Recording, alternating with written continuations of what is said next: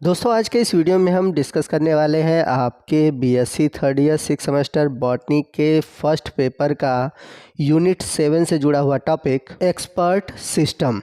तो यदि हम बात करें एक्सपर्ट सिस्टम की तो ये आर्टिफिशियल इंटेलिजेंस का एक पार्ट है, यानी कि ये एआई का एक बहुत ही फेमस पार्ट है। तो एक्सपर्ट सिस्टम है क्या?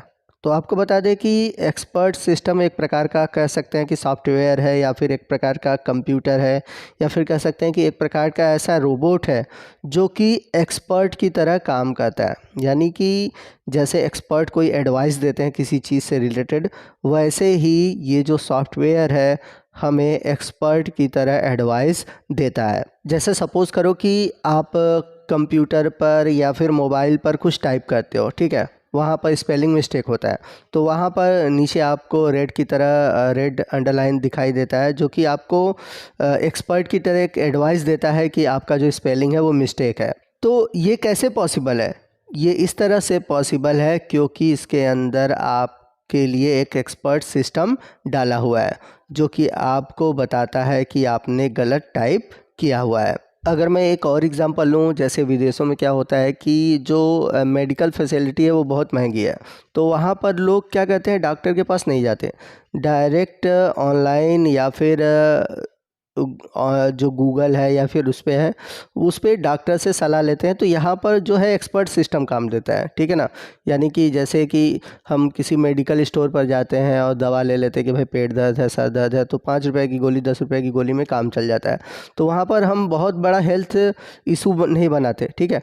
तो ठीक उसी तरह कंप्यूटर में क्या होता है कि नॉलेज बेस्ड डेटा होते हैं जो कि एक्सपर्ट की तरह हमें सलाह देते हैं कि हमें क्या करना है, क्या नहीं करना है, कैसे करना चाहिए, कब करना चाहिए। तो ये सभी चीज़ें जो होती हैं वो पॉसिबल होती हैं एक्सपर्ट सिस्टम से। तो आइए देखते हैं हम कि एक्सपर्ट सिस्टम को हम कैसे डिफ़ाइन कर सकते हैं।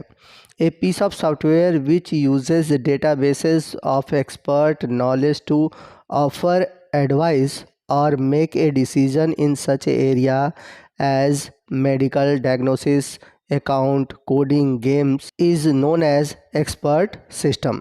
यानी कि ये एक प्रकार का सॉफ्टवेयर है, ठीक है, जिसमें कि डेटाबेस होते हैं और जो एक्सपर्ट होते हैं उनके नॉलेज, उनके एडवाइस, उनके डिसीज़न, ये सभी होते हैं जिनका यूज़ हम मेडिकल डायग्नोस में, ठीक है, अकाउंटिंग में, कोडिंग में, गेम डेवलपमेंट में करते हैं। आइए नेक्स्ट हम देखते हैं कि एक्सपर्ट सिस्टम काम कैसे करता है। तो जैसे कोई ह्यूमन एक्सपर्ट है, ठीक है ना, तो उसके नॉलेज को हम लेते हैं, ठीक है, उसके नॉलेज, उसके जो लर्निंग मॉड्यूल्स हैं उनको लिया जाता है, ठीक है ना। तो जो भी उसके नॉलेज है, ठीक है, उसके जो लर्निंग मॉड्यूल है उनको हम क्या कहते हैं, नॉलेज बेस में रखते हैं। अब इसमें दो चीज़ें, एक स्टैटिक्स है, दूसरा है डायनेमिक। स्टैटिक्स क्या है हुआ? तो जैसे कोई फंक्शन होता है, ठीक है, और हमने वॉचमैन को बोल दिया कि जिनके पास टोकन होगा उनको ही एंट्री देंगे, ठीक है। तो ये तो बात हो गई स्टैटिक्स की। अब डायनेमिक्स क्या कहता है?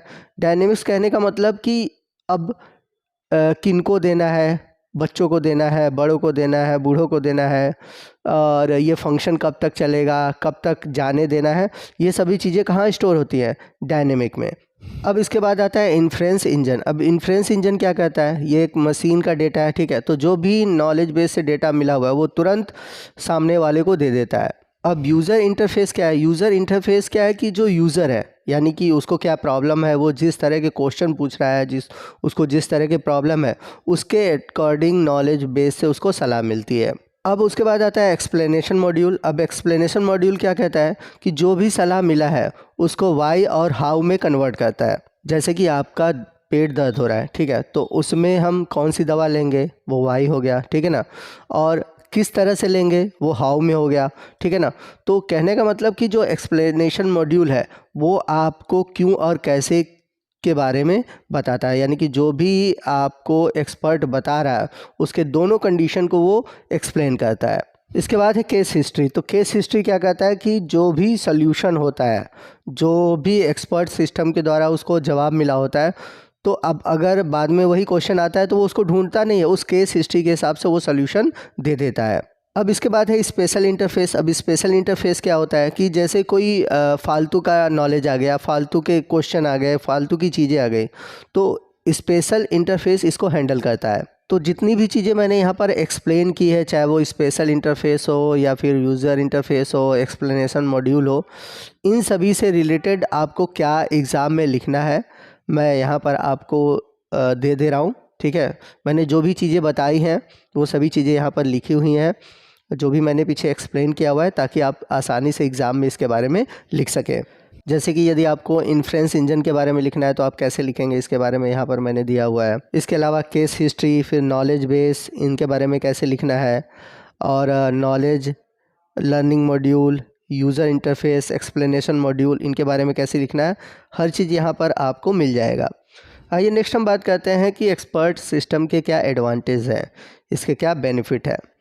पहला देखा जाए तो इंक्रीज़ अवेलेबिलिटी, यानी कि हमारे पास जो रिसोर्सेज हैं वो बहुत अधिक बढ़ जाते हैं, यानी कि हम बहुत सारे एक्सपर्ट से सलाह ले सकते हैं। ठीक है, रिड्यूस्ड कॉस्ट, यानी कि जो हमारा खर्च है वो घट जाता है। जैसे कि अगर हम किसी डॉक्टर के यहाँ जाए तो हमें उन्हें एक ही डॉक्टर का क्या होता है सलाह मिलेगा। ठीक है, लेकिन अगर हम कई डॉक्टर के यहाँ जाते हैं तो वहाँ पर हमारा कॉस्ट जो है वो बढ़ जाता है। ठीक है ना, लेकिन अगर हम एक्सपर्ट सिस्टम का यूज़ करते हैं तो वहाँ पर हम कम खर्च में कई सारे एक्सपर्ट की सलाह ले सकते हैं। इसके अलावा है रिड्यूस्ड डेंजर। ठीक है ना, खतरों को हम कम कर सकते हैं, क्योंकि जब हम किसी एक एक्सपर्ट से सलाह लेते हैं तो हो सकता है उसमें कुछ कमियां हो या कुछ गलत हमें डिसीजन दिया हो। ठीक है, ऐसे हम कई अगर एक्सपर्ट से सलाह लेते हैं तो उसमें जो खतरे हैं या जो डेंजर्स है उसको रिड्यूस किया जा सकता है। इसके अलावा परफॉर्मेंस जो होता है इससे अच्छा होता है। मल्टीपल एक्सपर्ट्स अवेलेबल होते हैं, यानी कि कई सारे एक्सपर्ट से लेने की हमें बेनिफिट होते हैं। ठीक है, रिलायबिलिटी बढ़ती है। कहने का मतलब ये है कि जब हम ढेर सारे एक्सपर्ट से सलाह लेते हैं और उनको जब कंपेयर करते हैं, ठीक है ना, तो उसका बेनिफिट ये होता है कि हम उनको कंपेयर करके जो हमें सही लगता है, यानी कि जिनका हमें कॉमन दिखता है, उसी की सलाह को ज़्यादा मानते हैं। तो किसी का डिसीजन अगर हमें अलग दिखता है तो हम उससे सोच सकते हैं, कंपेयर कर सकते हैं, तो एडवांटेजेस हैं। इसके अलावा और भी एडवांटेजेस हैं, जैसे कि एक्सप्लेन कर सकते हैं, फास्ट रिस्पांस मिलता है और इसके द्वारा कोई हमें मिस गाइड नहीं कर सकता। ठीक है, क्योंकि हम जब ढेर सारे एक्सपर्ट की सलाह लेते हैं तो हम एक अपना कॉमन डिसीजन करके, मतलब कि उसमें से कंक्लूज़न निकाल के उस एक्सपर्ट की सलाह को फॉलो कर सकते हैं। तो ये सभी एडवांटेजेस हैं एक्सपर्ट सिस्टम के। तो यदि हम आर्टिफिशियल इंटेलिजेंस यानी कि एआई के एरिया को देखें तो उसमें से आपको एक एक्सपर्ट सिस्टम दिखाई देगा, और जो एक्सपर्ट सिस्टम है बहुत ही इम्पॉर्टेंट है। और इसके अलावा अभी एक और सिस्टम हम लोग पढ़ेंगे, आर्टिफिशियल न्यूरल सिस्टम, जो कि आपके सिलेबस में मेंशन है। तो सभी चीज़ें आने वाले दिनों में हम डिस्कस करेंगे। तो ये था हमारा आज का वीडियो, जो कि एक्सपर्ट सिस्टम पर आधारित था। आपको आज का वीडियो कैसा लगा कमेंट करके ज़रूर बताइएगा। वीडियो अच्छा लगा हो तो वीडियो को लाइक और शेयर करना मत भूलिएगा, और कोई भी डाउट है आप हमसे कमेंट करके पूछ सकते हैं। तो मिलते हैं अगले वीडियो में अगले टॉपिक के साथ, तब तक के लिए जय हिंद, जय भारत।